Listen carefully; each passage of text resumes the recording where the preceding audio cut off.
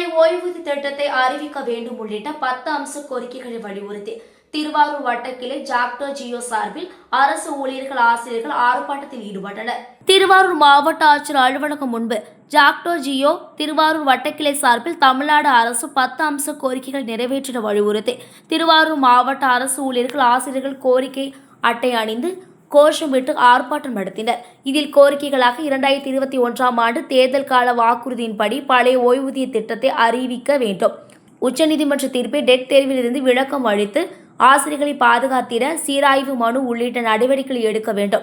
21 மாத ஊதிய மாற்று நிலுவைத் தொகை அரசு ஊழியர்கள் ஆசிரியர்கள் அரசு பணியாளர்கள் ஆகியோருக்கு மறுக்கப்பட்டதை உடனடியாக வழங்கிட வேண்டும்.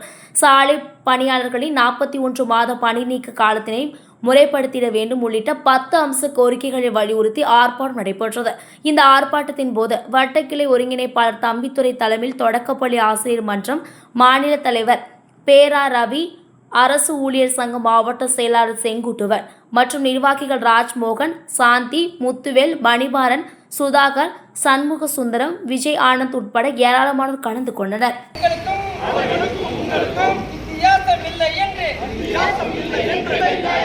அரசு ஊழியர் நாங்கள் எல்லாம் கொதித்து போய் இருக்கின்றோம், கோபமாக இருக்கின்றோம், சாதகமாக மாண்புமிகு முதல்வரே ஏமர மாட்டோம், இனிமேலும் ஏமர மாட்டோம், ஏமனதாக எண்ணிக்கொண்டு நிச்சயமாக தன்னெழுச்சி முயற்சியை பல முடிவுகளை முன்னெடுக்கும் கோரிக்கையான வெற்றியை பழைய பென்ஷன் வெற்றியை முன்னெடுத்து போராட்டத்தை டாக்டர் ஜியோ ஒருங்கிணைப்பு நிச்சயமாக நாங்கள் எல்லாம் ஒன்றுபட்டு நிற்கின்றோம். டாக்டர் ஜியோ நிச்சயமாக வெற்றியை பெறும் என்று நம்பிக்கையோடு இருக்கின்றோம்.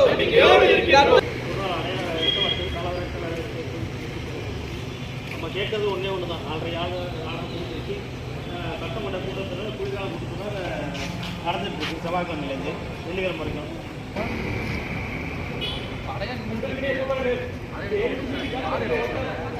ஆர்ப்பாட்டத்திற்கு தலைமையில் நடத்தி கொண்டிருக்கிறார். நான் வந்தா இதெல்லாம் செய்யறேன்னு சொன்னீங்க. உண்மையளவு கூட நீங்கள் எதுக்க செய்யணும். 4 வருஷம் போராட்ட கருத்துக்களே சென்று கொண்டிருக்கிறார்கள். கோரிக்கைகளை மாற்றாமல் போராடி கோட்டை முற்றுகை போராட்டம் வரை சென்றுவிட்டோம். திருச்சி ஒன்றியங்களிலே தாலுகாக்களிலே ஆரம்பிக்கவில்லை. இதை ஒரு விரைவாக சந்தேகமாக நடக்கிற காலமாக இருக்கிற காரணத்தால்